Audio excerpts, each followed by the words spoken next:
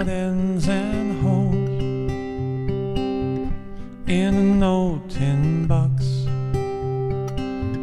locked away for another rainy day, with the Christmas tree and happy thoughts. So we lost our way with all these games we play, going down on another scoring board. I wanna win someday, like pieces of a puzzle you complete me, with pieces of a puzzle you and me. Though we're not together, no one else can fit me better, with pieces of a puzzle you and me, pieces of a puzzle you and me.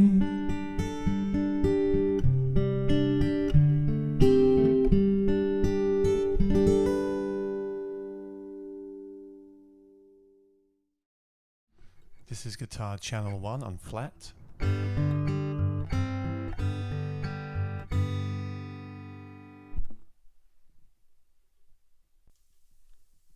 This is guitar channel 1 with the color button depressed.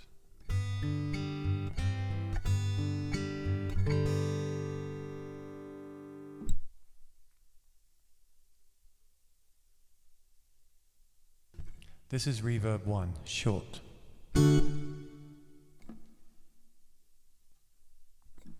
This is reverb 2, long. This is delay. And this is the chorus.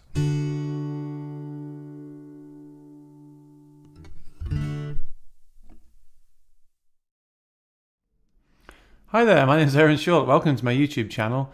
What did you think?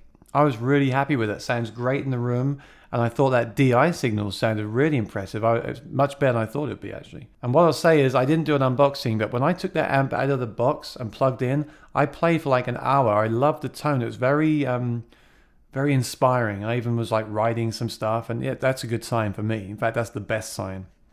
So what is this? Well, you may have heard of AER amps. They're played by Tommy Emmanuel, one of my favorites. This is the newest version, version 4. In fact, Tommy actually has his own signature version now, and I've got both the standard and the signature version. When I tested the amp at a show of mine, I used the Tommy version, and I loved the warm sound, because I have sung through one of these before and thought it sounded kind of harsh, and I didn't get on with it. But this new version does not sound harsh. It sounded very warm, and I thought, great, the Tommy version must be kind of revoiced. But I'm told that it was, but for version 4, both amps are the same. The only difference are the looks, and Tommy's amp has a different delay time and different delay effect with a shorter time. Okay, so we're going to check out both of them right now. Okay, I hope you can see this. We've got a really nice kind of soft foam kind of sponge on the front to protect it with AER written here. Really sturdy, but lightweight, around 16 pounds. Really great handle on the top. Check this out. So you can really carry it very easily. Now on the top we have an input for your guitar. Then we have a high or a low level input. So this is good if you've got like a passive, very weak low gain pickup or an active pickup. You can choose, and you can use your gain control here to set the level. They do tell you to try and get it to flash red very occasionally on the hardest input, but I kind of found it hard to actually do that.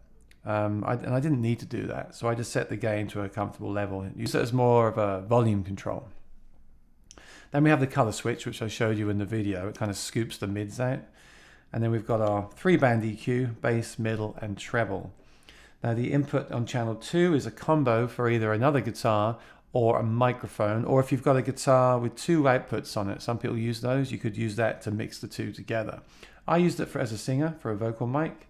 And again, you've got line and mic to kind of set the gain stage there. And then your gain, bass, and treble. So there's no mid on that channel, just so you know.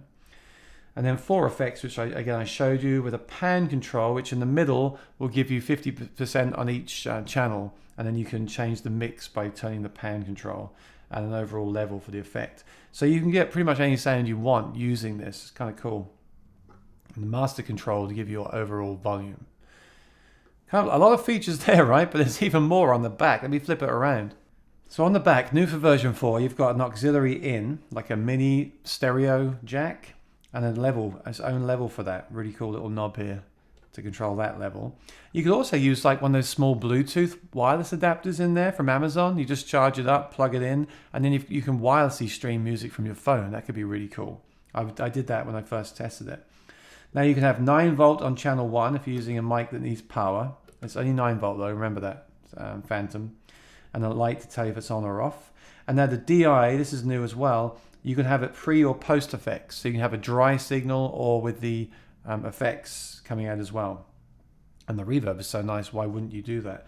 Then you have a line out, a headphone out, a return, a send for your effects loop, a tuner input, dedicated tuner input, and a foot switch to turn the effects on or off, and an XLR out. Wow, that's a lot built in here. And good news, we've got a standard IEC power cable. On the bottom, there is a small microphone adapter, so you can actually mount this on a pole if you want to do that to raise it up a little bit. This is actually the Tommy version, and Tommy's version has his initials TE and CGP, Certified Guitar Player, on the side. Looks kind of cool. On the other side, you've got some Aborigine artwork. Again, very cool.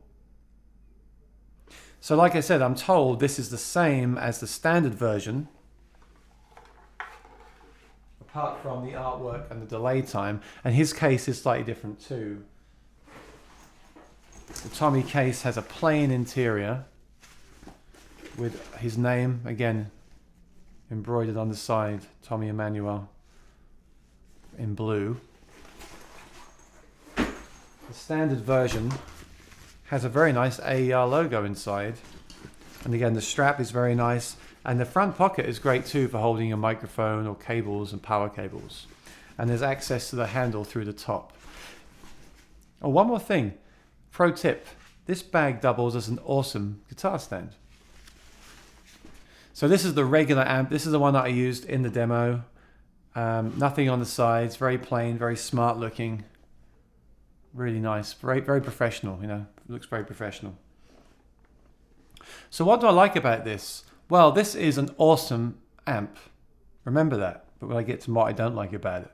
It's an awesome amp. It's very punchy. It's very much that Tommy sound. I mean, this is part of his sound, right? That kind of mid, kind of punch in your face, very pure, clean sound. Not something I would normally say I'm drawn to, but actually, I gotta be honest, as soon as I plugged this thing in, I was like, wow, what a great sound. I loved it, especially with the guitar pickup I use.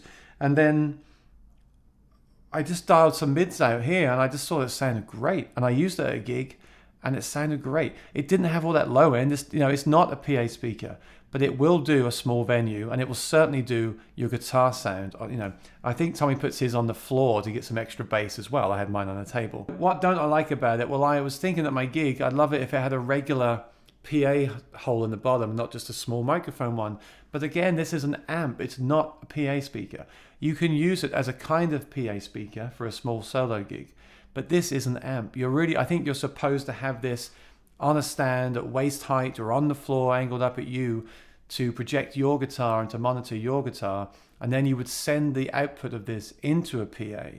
That's the idea. So you can use this around town at small venues. In fact, I did, and it worked great. But it's not a PA speaker, and that's why there's not a PA stand on the bottom of it. So bear that in mind. I love the quality. I love the sound. It's very expensive, but it's very professional. And if you're looking for a guitar amp, you should certainly check this out. Yes, there's other ones by Fishman. There's the S1 Pro, which I've reviewed and love, and it's also battery powered. AER do make a battery powered version of this, and a lot of people do use them to busk with. But if you're looking for a really professional, heavy duty, great sounding amp, then you should definitely consider this. And you know what? If it's good enough for Tommy Emmanuel, it's good enough for me. So until next time, please subscribe, stay tuned, and bye-bye.